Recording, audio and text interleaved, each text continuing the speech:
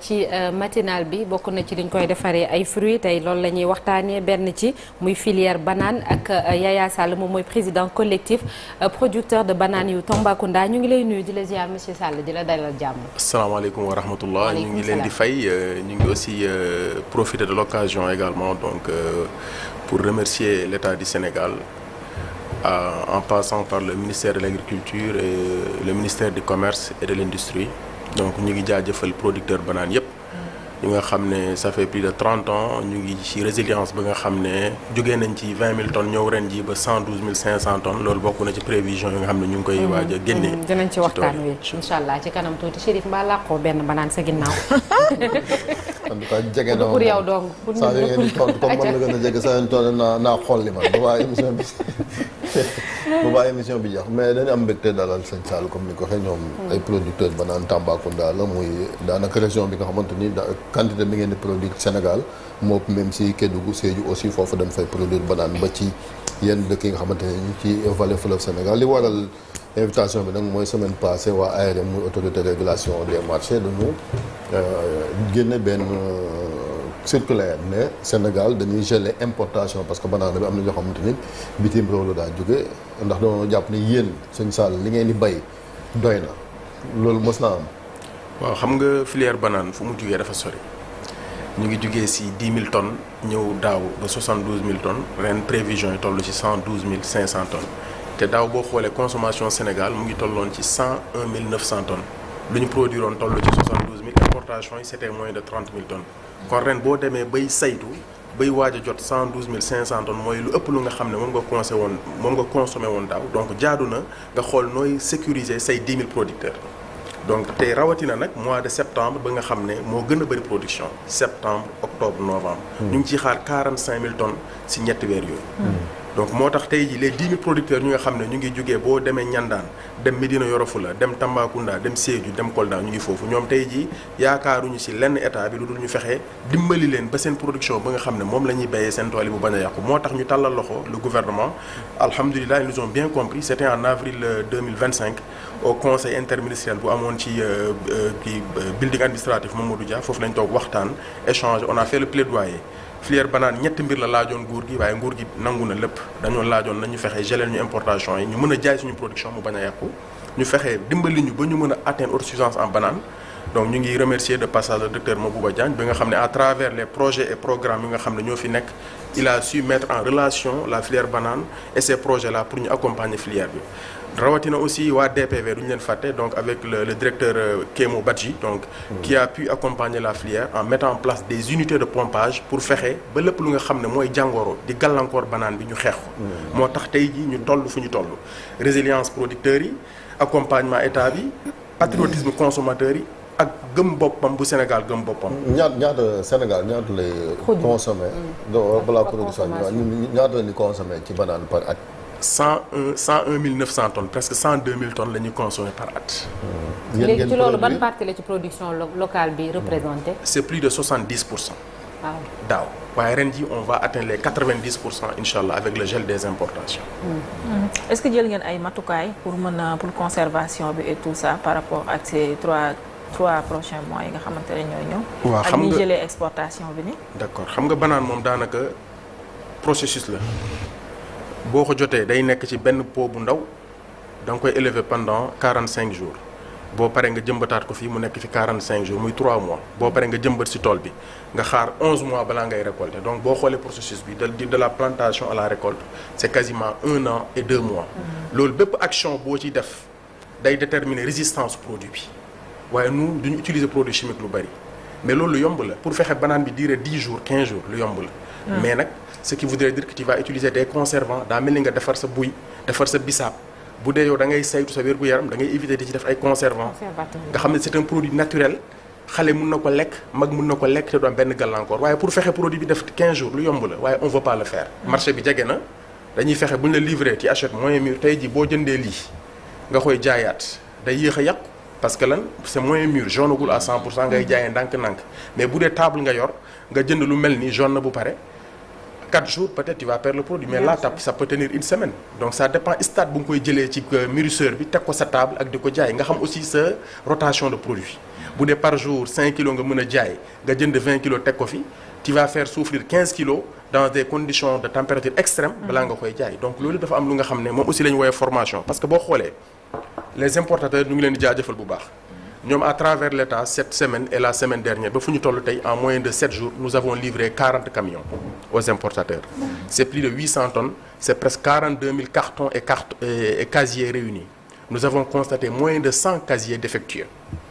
On a eu un problème avec un camion frigorifique. La température était un peu haute parce qu'il faudra une température de 13 degrés. C'est ce qui est recommandé. Mais ce camion-là dafa ñëw am 25 degrés. Donc ça nous a un peu fatigués. Mais on a pu trouver des solutions avec des partenaires mûrisseurs que je remercie de passage. Ils ont pris le produit, téye ko toppatoo ko ba mu nekkaat ci norme. waaye tey jii nous avons livré 42 000 cartons et casiers ci moins de 10 jours. Le programme mu ngi prévoir woon 25 camions par semaine.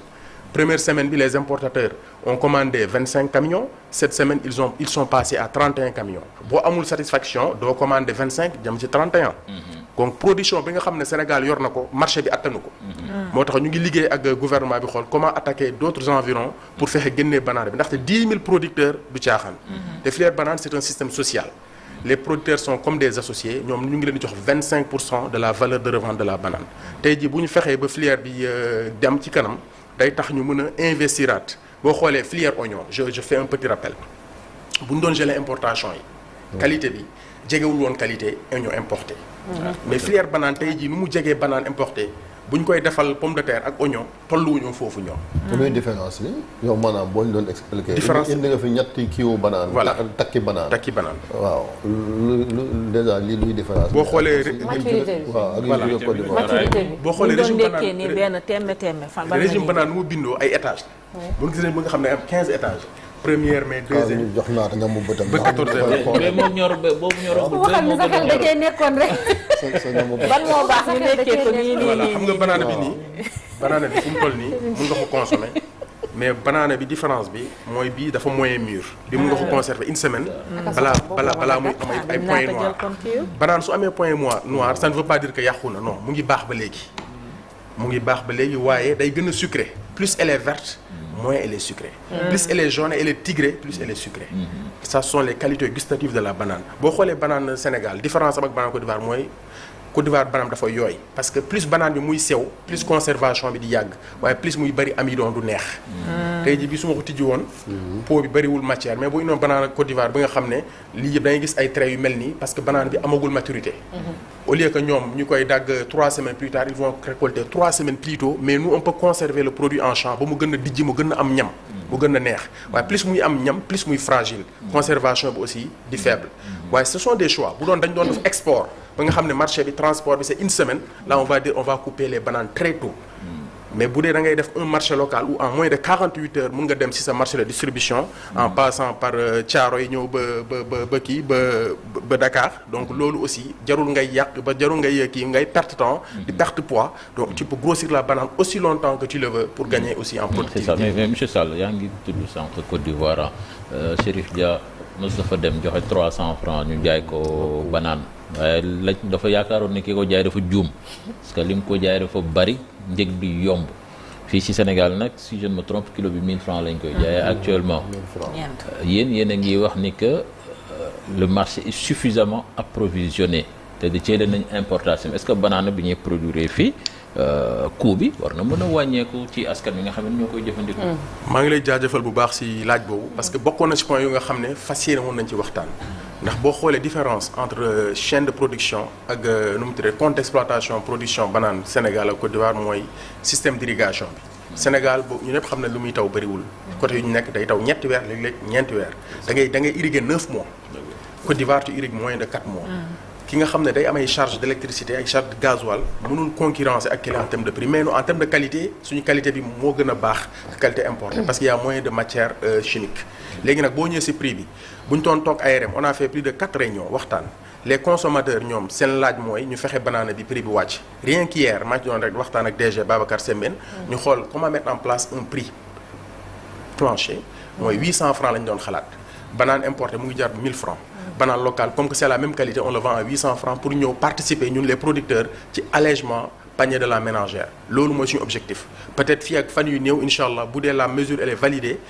du ñàkk ngeen gis un arrêté un circulaire qui va dire le prix conseillé pour la banane locale est de 800 francs. Dem on a fait le tour des marchés on était à Sandaga on a vu que le produit se vendait tantôt à 800. tantôt à 1000 francs mais ñun bu ñu sañoon produit bi mu jar 800 boo xoolee ñun ci tool yi. livré à Dakar bu dee c'est un carton le kilo c'est à 510 francs. On livre à 510 francs au mûrisseur. Bu dee c'est dans le cajot c'est à 400 francs. Donc de 400 francs à 1000 francs il y a 600 francs de marge.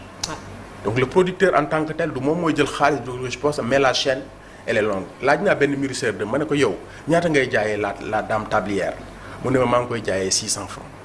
La dame elle revend à 400 francs on peut pas lui en vouloir parce que moom day tax yow doo jël oto def ci gasoil dem ci mûrisseur bi day taxaw ci kaw tali bi. embouteillage bu amee mu yëkkati palaatam jaay la ne la am jëlal mais on peut organiser tout ça ba daam bi moom du ñàkk dépense am ba nga xam ne foofu la doon xare mat parce que c'est une question sociale. boo ñëwee rek door ci table bi xëy na tu vas faire mal à une couche vulnérable de la société donc Sénégal c'est un écosystème c'est un ensemble filière chaîne de valeur la chaîne de valeur boobu duñ ko briser mais mun nañ ko réorganiser ba ku nekk gis ci boppam. am na beneen point ba nga xam ne hier on a fait un constat ñu ngi xam ni on a remarqué que ñu nga xam ne ñoo doon importer ils maîtrisent mieux la banane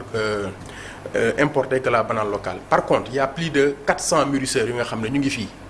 à travers le Sénégal ñoom ils maîtrisent la banane locale et ñoom ñoo yor plus de 70% de la consommation nationale. On est en train de voir mettre en place un comité pour former les importateurs ba ñoom ñu maîtriser la chaîne de valeur nu ñuy fexe ba traiter la banane locale pour que mu gën a yàgg gën a dëgër ba gën a ñeme coono que la banane importée loolu c'est possible. Production bi déjà mu ngi fii ceeb bi ceebu waalo moo gën a baax ceebu importé. mais pour état bi fexe ba nit ñi consommer ko fallait que ñu def ay place un système de quota boo jaayul ceebu local doo mën a am DIPA pour importer donc filière yëpp foofu mën a jaar sénégalais wala nit de façon générale dafa ragal changement mais c'est ça l'avenir avec le programme Vision 2050 import substitution loolu foog ñu nekk ci. mais pour banane bi est-ce que am na leneen luñ ci mën a def lu dul ñëw rek jaay ko lekk ko nii est-ce que dañ koy transformer. oh maa ngi remercier de passage les braves dames qui sont à Tambacounda donc à Nguyen Kowar dans la filière banane ñoom elles font beaucoup de choses avec la banane. Comme la farine de banane araw de banane. chakri de banane savon de banane. farine de banane chips de banane. dañuy def même des gâteaux avec la banane c'est incroyable. ñu nga xam ne nag ñoom ñoo gën a tayal dañuy jël seen mixeur rek. milkshake banane boobu moom ñëpp mën nañ ko. voilà mais la peau c'est dafa baax ci kanam parce que dañuy gis des influenceurs ñu koy utiliser. ci les feuilles aussi wala. banane daal xam naa ni c'est un fruit noble. booy lekk doo raxasu boo paree lekk doo raxasu boo paree doo xeeñ. waaw dëgg la ban fruit moo mel noonu rek bariwul. c'est un fruit noble. amuloo ci sandi. lii yëpp da lay njëriñ lépp nag ci doomu aadama lay dem. loo ci jëlul ci doomu aadama day delloo ci suuf si. amul dara looy sandi ci banane boo daggoon garab bi da nga koy déchiqueter mu ñëw nekkaat matière organique dundalaat suuf si. ñun am na bërëb yoo xam ne dañu fay nekk 30 ans di bay banane du ñu bouger parce que lan on travaille avec la terre on prend la terre comme un membre de la famille di ko toppatoo duñ ko gaañ produit chimique bëriwul. on essaye de vivre avec la terre aussi longtemps que possible pour pérenniser les cultures. ci lañ nekk. mais produits transformés yooyu ngay wax yaa ngi naan jigéenu Tambacounda yi ñu ngi ciy def liggéey boobu mais lan moo tax ñi nekk ci yeneen centre urbain yi duñ ko gis duñ gis produit yooyu noonu ngay wax est-ce que mënuñu koo gën a kii ñoŋal gën koo développer et puis ñu mën koo tas ci dëkk bi yépp wala. voilà ñu ngi liggéey avec le ministère de l'agriculture le programme stratégie nationale de la filière banane c'est un programme bi nga xam ne day ëmb filière bi yépp toute la chaîne jigéen ñi ñoom dañuy fexe comment mettre en place des unités semi-industrielles avec une production d'échelle avec des freins et des codes-barres pour ñu mën a approvisionner les marchés mooy les 6 produits que je viens de citer il y en a d'autres mais ce sont les 6 produits les plus populaires accompagner les dames avec des financements des formations et puis leur trouver des partenaires commerciaux pour ñu mën a ñëw écouler cette production dans les centres urbains donc voilà loolu problème mu distribution aussi parce que est-ce que maîtriser ngeen chaîne bi nga xamante ni rupture du am maanaam fu waay mën a nekk banane bi nit ñi mën ci accéder. sëñ bi loolu kay xanaa ku gérer 70% bu ñu la nee 30% bu ci des mu ngi nii loolu kay yomb na yow yaa ngi doon dem bu ñu la nee waaxul kay di nga gën a gaaw fu mu toll nii loolu yomb la maanaam tey jii ñun ñu ngi doon on a livré plus de 72 500 tonnes. ci 4 mois yi importateurs yi ñoom lu ñu importé matul 10 000 tonnes ki nga xam ne approvisionné 72 000 tonnes 10 000 tonnes jaaxalu la. amul benn danger ba nga xam ne ñun producteurs gis nañ ko chaîne froide aussi ñu ngi ciy def ay matuwaay am solo comme que chambre froide souvent il y a des partenaires qui vont tricher mën nga jox chauffeur bi oto bi léegi-léegi mu am panne technique wala du la informer mais am nañ système de géolocalisation en temps réel di nga xam température oto bi fan la toll bu taxawee di nga xam bu fayee di nga xam loolu c'est pour permettre la banane bu yegg si fii mu am température bi nga xam ne moom la importateur bi laaj mooy 13 degrés bi parce que importateur bi suñu partenaire la ñun bu ñu sañoon tey dañ koy jox moom lu mu bëgg ba nga xam ne bu ñu sax bàyyi woon gel yi après 3 mois dina ko il va préférer la banane locale sénégalaise à la banane importée loolu mooy réussite programme bi buñ ko paree normalement ñun bu ñu defee lu ñu war a def peut-être année prochaine ARM du soxlati def gel day fekk xel ñëpp xam nañu que 3 mois yi kat c'est devenu la coutume Sénégal soxlawul banane bi trop peut-être même 12 mois parce que inchallah avant 2026 foofu laa la bëgg a laaj kañ ñuy dem ci 12 mois sur 12 ba autosuffisance parce que bu ñu wax autosuffisance mooy toute l'année. voilà banane bi ñu nekk ñu doon produire voilà ñu doon produire xam nga boo xoolee tey jii lu ñu naan pérennisation sécurisation ci lañ nekk nous sommes en train de mettre en place un programme d'endiguement de toutes les plantations mooy ndoxu dex bi dootul ñëw ba di yàq doole yi moom mun na wàccee production daaw on a perdu 30 000 tonnes bu amul woon daaw mënoon nañu autosuffisant parce que ci cru waaw daaw lu ñu yàqule moo gën a bëri que lu importateur yi indi sur 12 mois moo tax avec le ministère de l'agriculture maa ngi nuyu le docteur Mabo Diane de passage le projet FRSP on a tey ji bu ñu paree fii on a une réunion à 10 heures pour parler de cela comment faire en sorte pour mettre en place une ceinture ba nga xam ne day ñëw rendre la production dynamique en étant à l'abri donc des aléas de la nature. jamono ji nga xam ne amul woon gel nga xam ne yéen doo nga doon produit fii est-ce que da daan empêcher yéen seeni production yi ñu koy écouler totalement. da daan des est-ce que da ngeen daan am ay invendus. c'était la catastrophe daaw on a perdu plus de 20 000 tonnes ci tool yi. loolu cru bee ko waraloon wala dañ ko dégg wala gisoo leen ko jënd. mais vente yi bokk na ci. maanaam dangay gis producteur bi nga xam ne day toog banaana ñor si toolam banaana bu ñoree si tool rek catastrophe. moo tax lii bu mu amee ba léegi les gens sont en train de voir comment même investiraat pour ñëw parfaire leur production parce que tey ji bu dee da nga neige importation dootul amat il faudra que à Dakar qu'on puisse donner une banane aussi belle que celle-là parce que ça c'est la banane locale BDS banane du Sénégal lii suñu identité la comme nu ñu lekkee tey suñu pomme de terre nu ñu lekkee suñu oignon nu ñu lekkee suñu carotte nu ñu lekkee suñu ceebu mbay c'est tout à fait normal que ñuy lekk suñu banane di naan suñu meew parce que ñun tey ji boo xoolee lépp lu nga xam ne jëlee nañ ko ci banane bi côté fleur bi dañ koy jox nag yi bu ñu ko joxee nag yi après nag yi dañuy produire meew ñu mën a jël dugal ko ci chaîne yaourt bi donc écosystème la donc synergie de production la loolu foog ñu saxal ko fii ci réew mi culture bi nag moom parce que wax nga zone yi nga xamante ne en tout cas fa la production bi gën a abondante xanaa yeneen régions yi xaw a tàng yi je parle comme ci peut-être un peu nord centre yi lu tax foofu duñ fa bay banane comme ni ngeen koy bayee fële ci Tamba. banane mooy lu nga xam ne culture ba nga xam ne dafa optimum moom c'est 24 degrés moom bu sañoon xam nga Tamba moom ça c'est 45 degrés mais optimum banane 24 degrés la mais foog nga am ndox foog nga am aussi un environnement ba nga xam ne ngelaw bi bu ñëwee du sonal gàncax bi nga entouré ko ak ay arbres. boo xoolee côté nord bi souvent bëriwul ay garab donc bu dee da nga ci def banaana ngelaw bu ñëwee day ñëw xotti feuilles yi assèchement feuilles yi day gaaw moo tax y a eu des partenaires et des techniciens qui ont essayé de le faire au nord mais ils n'ont pas réussi am na ñu nga xam ne def nañ ko ñaari at ñeneen ñu ngi koy def sous serre mais c'est que banane en plein air côté Tambacounda Kolda foofu la gën a nangoo mais nos amis de Niandane et de Sédhiou aussi machallah ñu ngi ci def ay jéego yu baax a baax di remercier nuyu aussi de passage le président de l'INABAS interprofession nationale de la banane du Sénégal El Hadj Mamadou Oumar Sall ki nga xam ne ñu ngi koy wooyee le roi de la banane donc à travers moom ci ay voyage am il a pu former filière bi woo acteurs yi ñëw xool toolam nan lay fexe ba am une banane de qualité avec une autosuffisance de qualité loolu aussi ñu ngi ci defoon il y a même pas 3 semaines on était en tournée avec tous les acteurs de la banane ñi jugee Sédhiou ñi jugee Niandane ñi jugee Nif muy Médina Yoro Foulah ñëw à Tamba à Médina Afia un atelier d'échange comment respecter le cahier des charges bi nga xam ne ARM loolu la laaj pour ñu jox les importateurs mais aussi un grand merci aux consommateurs sénégalais parce que li boo gisee mu mun a am rek c'est que y a un patriotisme y a la fibre patriotique qui est là sénégalais bi dafa préférer banane locale à la banane importée sinon munoo jaay fii 72 000 tonnes de banane ba nga xam ne munoo ko conserver 10 jours banane 10 jours munoo ko conserver 10 jours boo ko récolté il y a 10 jours pour ñoral ko jaay ko donc loolu boo ci jaayee 72 000 tonnes loolu c'est quasiment plus de 3500 camions. loolu xam nga loolu du caaxaan. yéen a ngi xalaat exporter. bien sûr ñu ngi ci xalaat parce que fu mu toll nii bu ñu paree ci autosuffisance bi actuellement on est obligé de trouver de nouveaux marchés Maghreb baa ngi fii Maroc Algérie Mauritanie et peut-être aller même en Europe mais on va essayer dañuy demee nànk-nànk. bu ñu jàllee fii avancer fekk doo dem di delluwaat. loolu mooy objectif yi on va aller le plus loin possible mais on va marcher doucement et sûrement bu ci yàlla andee. durée de gel bi ñaata temps la. durée de gel bi arrêté bi préciser wu ko. mais ñun bu ñu ko doon laaj on a demandé pour 4 mois donc mais ci waxtaan yi avec les ateliers il est ressorti 3 mois mais ci arrêté bi précisé wul kañ lay tëj mais ñun bu ñu sañoon moom ce sera pour 12 mois mais nañu bàyyi 1er septembre ba 30 novembre voilà arrêté bi waaye feeñul ci arrêté bi. circulaire bi génneewul date de fin de gel bi mais wone na date de début mais amul date de fin. amul aussi période de 3 mois mais le circulaire a expliqué que la période de forte production c'est de septembre à novembre. Donc ça sous-entend peut-être que le gel c'est sur cette période là mais c'est pas écrit noir sur blanc que arrêté bi fii la yem. mais importateur yooyu ci secteur bi la ñu bokk léegi suñu gelé yéen aussi est-ce que da ngeen leen di permettre ñu mën a wéeru ci yéen aussi pour mën a continuer seen activité. Oui, importateurs yi vraiment ce sont des partenaires ñoom chaque jour ñoom chaque semaine ils vont faire leur bon de commande wax ñu lundi soxla nañu 6 oto mardi 7 oto ainsi de suite boo xoolee diggante le 1er ba le 9 livré nañu importateur 40 camions c'est 800 tonnes c'est presque 42 000 cartons et cajots. ñoom importateurs yi ñoom actuellement ak les anciens vendeurs de bananes locales ce sont les priorités Sénégal fu mu toll nii amagul ay yéene pour exporter foog ñu fexe ba marché bi à 100% ñu sécuriser bu ñu paree ci loolu ñu dem ci exportation importateurs yi ñoom chaque semaine ils vont faire leurs besoins ñun ñu fexe jox leen qualité boobu ak temps bu ñu ko soxlaa ak bërëb bu ñu ko soxlaa ak température bu ñu ko soxlaa donc ñu vraiment ñu ci joxante loxo ak ñoom di leen di remercier bu baax aussi ñu gën a téye filière bi parce que c'est ça l'avenir xam nga boo bayee ba pare bay dundee bu amul daa mel ni yow nga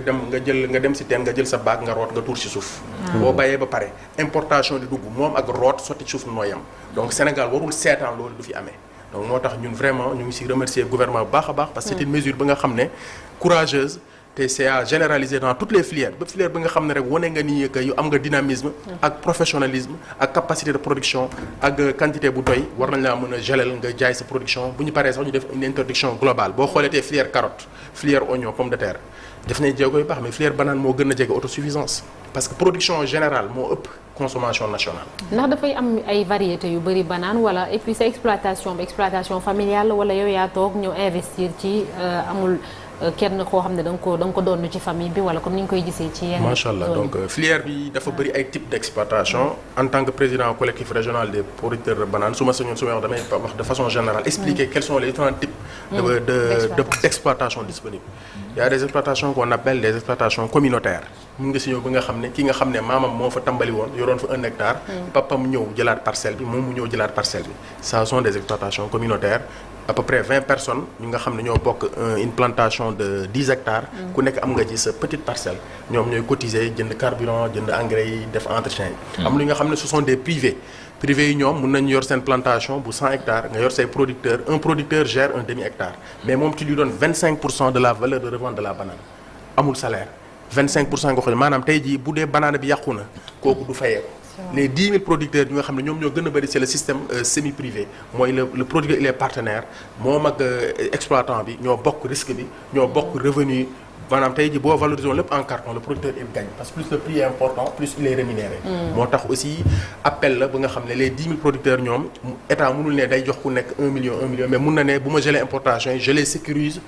définitivement ñoom ñu mën a jaay seen production mën a subvenir à leurs besoins mën a fay seen njàngu xale yi mën a faj seen bopp mën a dundal seen bopp de façon digne te loolu aussi macha allah gàcce ngalaama au gouvernement du Sénégal. dernière question. ba dana ko mooy xam naa leen di wax ci kanam ak jàngatkat bi ci engrais yi. ak semence yi. waaw ak semence yi ci banane bi est-ce que aussi produit yi ngeen di utiliser moom baax na ci wér-gu-yaram. d'accord dama ci tontu avec beaucoup d'aisance parce que boo xoolee démb tournée bu ñu def commerçants yi dañuy soxla banane ba nga xam ne day gudd fan mais la réponse est que plus muy gudd fan rek plus nga ci def ay conservants chimiques lu mën a nekk la c'est des conservants da ngay dem jënd rek def ci mais ñun bu ñu sañoon loolu du fi amee parce que Sénégal marché bi jege na bu ñu la récolté les bananes fexeel une semaine nga jaay ko bu ñu ci defee ay conservants suñuy doom suñuy mag donc suñuy aîné donc seen santé day nekk en danger moo tax on préfère une banane biodégradable qu'une banane chimique conservable mais néfaste pour la santé côté engrais yi vraiment donc nous on est plutôt sur des matières organiques boo xoolee fii lu fi nekk matière organique la li bananier la bi fii laa koy bàyyi ngeen jëmbat ko bi aussi bananier la bu yàlla defee jàmm bu ñëwaatee beneen yoon ñu xool régime bi nan lay mel inch'Allah Chérif dénk nañ la ko voilà lii moom ngeen fexe ngeen sàmmal ñu lii yóbbu biir rédaction bu meññi da ngay fexe am banane inch'Allah bii nii en combien de temps la mën a commencer bi normalement boo leen ci góorgóorloo yéen yëpp incha allah année prochaine octobre war nañu mën a lekk. war nañu mën a am ay banaan. TFM moo ko bay. non kii suñu jardinier bu ñëwee incha allah dinañ ko waaw dinañ ko sàmm bu baax a baax. merci beaucoup Babacar Diouf a ngi laaj sa numéro xam moom ab baykat la. waaw Babacar Diouf mooy suñu correspondant bi nekk fële ca Bambey est-ce que banaan dana meññ Bambey ah. seen li mu fi wax ci température Babacar amu leen ndox de.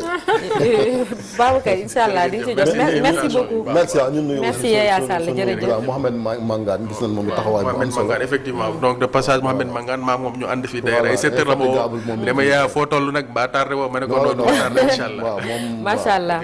merci beaucoup beaucoup bu baax la ndeysaan Yaya sonn na Sall trop ci filière bi di ci def lu am président solo. collectif producteur de banane Tambacounda ñu ngi lay sant di la gërëm bu baax a baax merci beaucoup merci pour Chérif Dia moom xëyee ba tey mi ngi jàmbat xiif dina mën a lekk ci banane yi jërëjëf bonne journée ça fait plaisir merci beaucoup.